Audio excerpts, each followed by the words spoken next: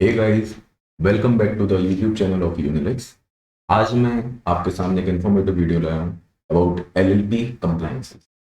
LLP के क्या क्या कंप्लायंसेस होते हैं, कैसे वो फाइल होते हैं, क्या ड्यू डेट्स होती हैं और उनकी क्या पेनल्टीज होती हैं। तो आइए, without wasting the time, let's start this video. सबसे पहले हम शॉर्ट में देख लेते हैं एलएलपी क्या होती है। आई होप आप लोगों में मोस्ट ऑफ द लोगों ने एलएलपी के बारे में सुना होगा। LLP means limited liability partnership. Limited liability partnership LLP act से गवर्न होती है। LLP act 2008। ये कहीं ना कहीं एक कॉम्बिनेशन प्रोवाइड किया है एमसीए ने, जो लिमिटेड लायबिलिटी का बेनिफिट दे और पार्टनरशिप डीड की तरह ही गवर्न हो उसमें भी, बिकॉज एलएलपी एग्रीमेंट बनता है। तो एलएलपी एग्रीमेंट, जो पार्टनर्स हैं वो आपस में मिलके जो भी टर्म्स एंड कंडीशंस डालना चाहते हैं वो बना सकते हैं। और एज सच बहुत ही ज़्यादा फ्लेक्सिबिलिटी उनमें प्रोवाइड रहती है। पार्टनरशिप एक्ट में, पार्टनरशिप फॉर्म में अनलिमिटेड लायबिलिटी रहती है और एलएलपी में लिमिटेड लायबिलिटी के साथ एक फ्लेक्सिबिलिटी रहती है एलएलपी एग्रीमेंट की।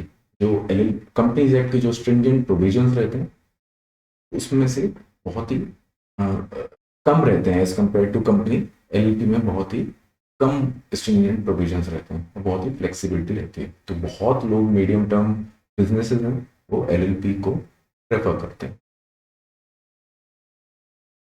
तो आइए बात करते हैं हम मैंडेटरी कंप्लायंसेस एलएलपी के क्या होते हैं। तो बेसिकली एलएलपी को चार कंप्लायंसेस करना होता है दोस्तों। फॉर्म 11, फॉर्म 8, आईटीआर और उनके डेजिग्नेटेड पार्टनर्स की डीआईटी केएस। सबसे पहले हम देख लेते हैं फॉर्म 11। फॉर्म 11 को जो ऑल्टरनेटिव नेम है वो एलएलपी एनुअल रिटर्न।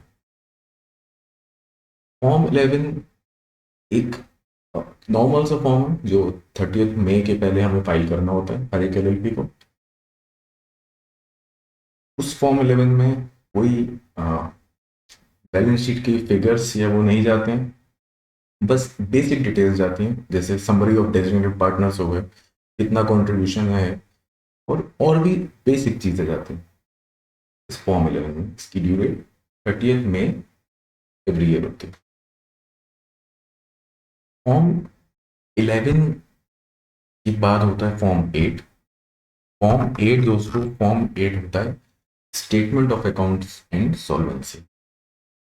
इसमें जाते हैं आपके फाइनेंशियल फिगर्स, पूरे साल में कितना टर्नओवर है, कितना आपके एक्सपेंसेस हैं, एंड एक्सेट्रा एक्सेट्रा। अगर आपने कभी बैलेंस शीट देखी है तो यस, बैलेंस शीट की जो फिगर्स हैं, जैसे हम कंपनी एक्ट में एओसी 4 फॉर्म फाइल करते हैं, वैसे ही एलएलपी में फॉर्म 8 फाइल होता है, जिसमें फाइनेंशियल फिगर्स जाते हैं पूरे साल का, expenses, turnover, income, expenditure, etcetera etcetera. ये जाता है फॉर्म 8 में। और फॉर्म 8 की जो ड्यू डेट रहती है वो 30 अक्टूबर रहती है एवरी ईयर। तो फॉर्म 11 की 30 मई और फॉर्म 8 की 30 अक्टूबर।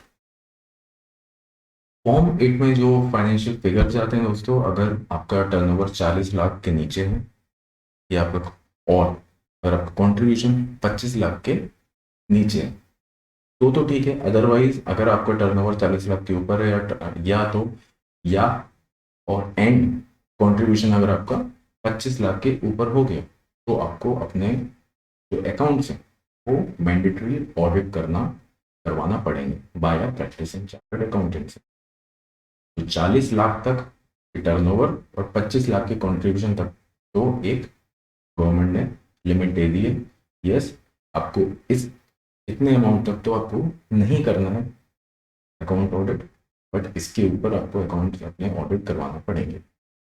अगर आप अकाउंट्स ऑडिट करवाते हैं तो जो प्रैक्टिसिंग सीए जिसने अकाउंट्स ऑडिट किए हैं का डीएससी भी अटैच होगा, उसके डिजिटल सिग्नेचर्स भी अटैच होंगे फॉर्म 11 में।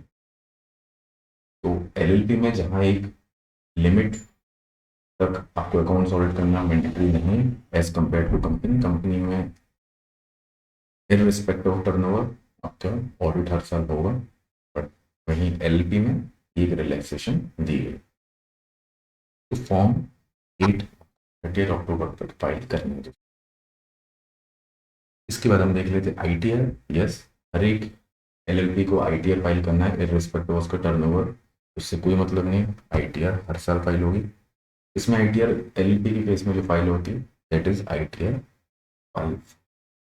ITR 5 हर साल फाइल होगी। अगर आपका ऑडिट एप्लीकेबल है, जैसे मैंने आपको भी बताया 40 लाख और 25 लाख के अगर आपका से ऊपर है तो आपको 30 सितंबर आपकी ड्यू डेट है। आपको टैक्स ऑडिट करवाना पड़ेगा, आपकी 30 सितंबर ड्यू डेट होगी। अगर आपको उससे कम है तो आपको 31 जुलाई आपकी ड्यू डेट होगी टू फाइल ITR 5। ITR 5 बहुत केसेस में फाइल होगा, चाहे आपका टर्नओवर या कंट्रीब्यूशन जो थ्रेशोल्ड लिमिट है से ऊपर हो या नीचे हो, आपको ITR 5 भी फाइल करना है। ड्यू डेट्स आपके बस दो हो जाएंगे। अगर एप्लीकेबल है ऑडिट तो 30 सितंबर, अगर ऑडिट एप्लीकेबल नहीं है तो 31 जुलाई के पहले कर।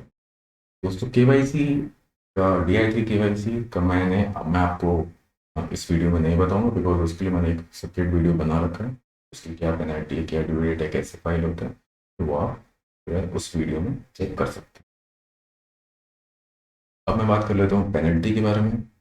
देखिए, अगर फॉर्म 8 फॉर्म 11 आप फाइल नहीं करते हैं ड्यू डेट के, फॉर्म 11 की जो है 30 मई, फॉर्म 8 की 30 अक्टूबर, अगर आप इस ड्यू डेट की में फाइल नहीं करते हैं तो आपकी 100 रुपीज़ पर डे पेनल्टी है। वही आप ITR की बात करते हैं 5000 रुपीज़ पेनल्टी है। अगर आप उस असेसमेंट ईयर का अप टू दिसंबर तक फाइलिंग नहीं करते हैं तो 5000। और दोस्तों अगर दिसंबर के बाद आप फाइल करते हैं तो ये पेनल्टी 10,000। ये आपको बहुत ही ध्यान से कंप्लाइंसेस के ऑन टाइम करना है। KYC की स्ट्रेट अवे 5000। KYC की जो ड्यू डेट है वो 30 सितंबर है, उसके बाद स्ट्रेट अवे 5000 और आपको दिन भी डीएक्टिवेट हो सकता है। चार कंप्लाइंसेस हो गए, तो फॉर्म 8 फॉर्म 11 या ये रहेंगी पेनल्टी आपके सामने। तो आई होप आपको ये इंफॉर्मेटिव वीडियो पसंद आया हो दोस्तों। Thanks for watching. For any query, you can contact us and the given mail ID and mobile number, or you can also visit our website at www.unilexconsultants.com. Thank you so much.